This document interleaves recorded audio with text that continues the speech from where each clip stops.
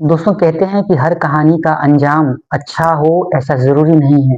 कुछ कहानियों का अंजाम कुछ इतना खौफ़नाक होता है, जहाँ पर बसी-बसाई गृहस्थियाँ और बसी-बसाई ज़िंदगियाँ तबाह हो जाती हैं और एक न्यूज़ बन जाती है जिसे हम सच्ची घटना कहते हैं।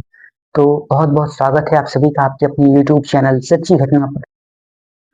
दोस्तों आज का एक ऐसा ताज़ा मामला आपको सुनाने वाले हैं, जो दक्षिण भारत के राज्य आंध्र प्रदेश से निकल कर सामने आता है, जिसने प्यार, भरोसे और वफ़ा का तो बहुत पहले ही खून कर दिया था। बस उसकी जो छींटें थी, जो दरारें थीं, वो सामने नज़र आनी बाकी थी। तो बहुत-बहुत स्वागत करते हैं आपका चैनल पर। दरअसल हुआ यूँ कि आंध्र प्रदेश का एक ज़िला है गुंटूर और इसी गुंटूर ज़िला के अंतर्गत एक एरिया लगता है जिसका नाम है चिलुवरू।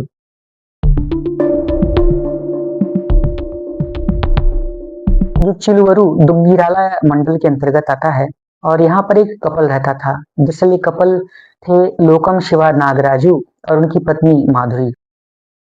साल 2007 में लोकम शिवा नागराजू ने अपनी पत्नी माधुरी के साथ शादी की थी और इस शादी के बाद इन्हें 2 बच्चे होते हैं। इन लोगों का परिवार बहुत सुखी था और ज़िंदगी बहुत अच्छे तरीके से चल रही थी।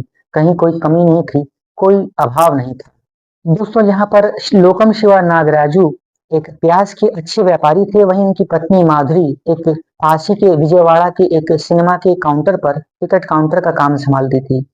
तो इस तरीके से दोनों लोग काम कर रहे होते हैं, उनके 2 प्यारे बच्चे थे और पैसे की कोई आर्थिक तंगी नहीं थी। सब अपने-अपने चीज़ों में, अपने-अपने कामों में व्यस्त रहते थे।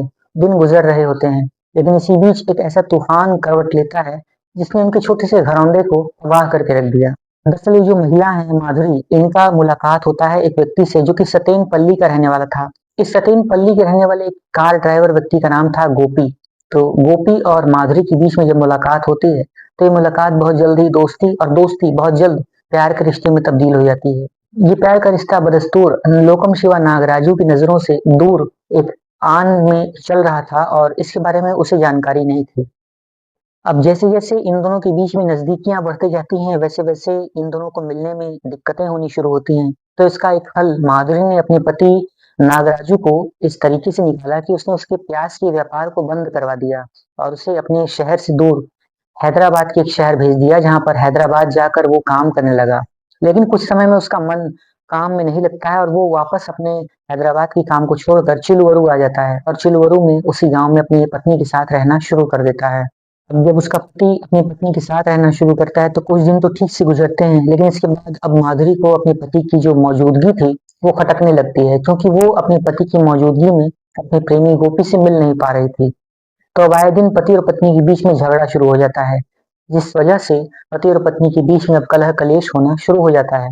इसी बीच 18 जनवरी 2026 को वो वक़्त आता है, जब गोपी और माधुरी ने एक बहुत ही खौफनाक प्लान रचा और जिसके बाद ये लोग कुछ ऐसा करने वाले थे जो कि एक न्यूज़ बन गई। दरअसल 18 जनवरी को माधुरी ने अपने घर पर बिरयानी बनाई और उसे बिरयानी में उसने नींद की 20 के आस-पास गोलियाँ मिला दी, जिसे खाने के बाद नागराजू चुपचाप सो गया। नागराजू इतनी गहरी नींद में सो चुका था कि एक तरीके से वो बेहोशी वाले आलम में था।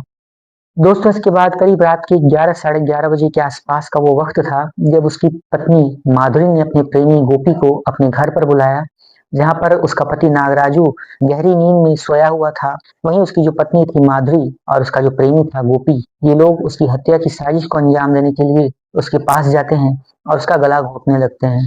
जहाँ पर गोपी नागराजू के शरीर पर बैठ जाता है, उसकी छाती पर बैठ जाता है और वहीं उसकी जो पत्नी थी माधुरी, वो एक तकिए के माध्यम से अपने ही पति का दम घोंटने लगती है और बेदर्दी से उसका गला घोंट कर उसकी जान ले लेती है। जब ये दोनों लोग नागराजू का बेदर्दी से कत्ल कर देते हैं, तो इसके बाद इन लोगों का मन नहीं भरता है और इसके बाद ये लोग वहीं उसी पास बैठकर एक टीवी पर अश्लील वीडियोज़ देखना शुरू कर देते हैं। रात से लेकर सुबह तक ये लोग अश्लील वीडियो देखते हैं और वहीं पर उसके शव के पास शारीरिक संबंध बनाते हैं। इस तरह से कई बार शारीरिक संबंध बनाने के बाद गोपी और उसकी जो प्रेमिका थी माधुरी, ये लोग जब संतुष्ट हो जाते हैं, तो सुबह होने के बाद ये कन्फर्म हो जाता है कि उसका जो पति है, यानी कि नागराजू, वो गुज़र चुका है, उसकी जान जा चुकी है, तो गोपी वहाँ से फरार हो जाता है।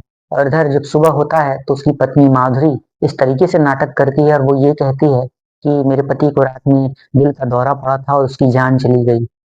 अब इस तरीके से जब एक मर्डर की साजिश को अंजाम दे लिया जाता है और पत्नी ने सुबह-सुबह उठकर ये कहा कि मेरे पति को दिल का दौरा पड़ा था, उसकी जान जा चुकी है, तो लोग आनन-फानन में उसके शव का अंतिम संस्कार करने के पीछे पड़ जाते हैं। जैसे ही शव का अंतिम संस्कार होने वाला रहता है, दोस्तों को, जो नागराजू के दोस्त थे, उन लोगों ने ये देखा कि दरअसल नागराजू के कान से और उसके मुंह के आसपास से थोड़ा खून निकल रहा है और ऐसा लग रहा है कि जैसे मारपीट के कुछ निशान हुए हैं। तो इससे ये सिद्ध होता है, उन लोगों को शक हो जाता है। उन लोगों ने तत्काल पुलिस को कॉल कर दिया। मौके पर गुंटूर की वो पुलिस भी पहुंच जाती है और पहुंचकर उसने इस अंतिम संस्कार के इस रीत को रोक दिया और तत्काल उस शव को पोस्टमार्टम के लिए भेजा, जहां पर ये पुष्टि हो जाती है कि मृतक के साथ मारपीट की गई थी, उसका दम घुटने से उसकी जान गई है, उसके साथ मारपीट की घटना को अंजाम दिया गया है, उसकी हड्डियां टूटी हुई पाई जाती हैं, जिससे सिद्ध हो जाता है कि मरने से पहले उसके साथ बहुत ज्यादती हुई है और उसकी मौत दम घुटने से की एक हत्या है, एक सोची समझी साजिश रची गई है। बस इसके बाद उस कातिल पत्नी या माधुरी और उसकी जो प्रेमी था गोपी, उसको गिरफ्तार कर लिया गया। गिरफ्तार करने के बाद उन्हें जेल भेजा गया और दोस्तों बताया तो ये भी जाता है कि जब माधुरी और उसके पति नागराजू के बीच में कलह कलेश होता था, तो इन लोगों को, यानी कि उनके जो पड़ोसी थे, उन्हें इस बात का बहुत पहले से ही पता था कि आए दिन इस तरीके की घटना हो रही है, तो कभी न कभी नागराजू के साथ भी ऐसा ही कुछ हो सकता है। और नागराजू के जो पड़ोसी थे, उन लोगों को माधुरी के अवैध संबंध के बारे में बहुत पहले से ही पता चल चुका था, क्योंकि गोपी और माधुरी को उन लोगों ने कई बार काफी जगहों पर देखा था और वो ये जान चुके थे कि नागराजू इन लोगों के बीच के रास्ते का एक कंटक है और कभी न कभी उसके साथ कुछ वारदात घट सकती है।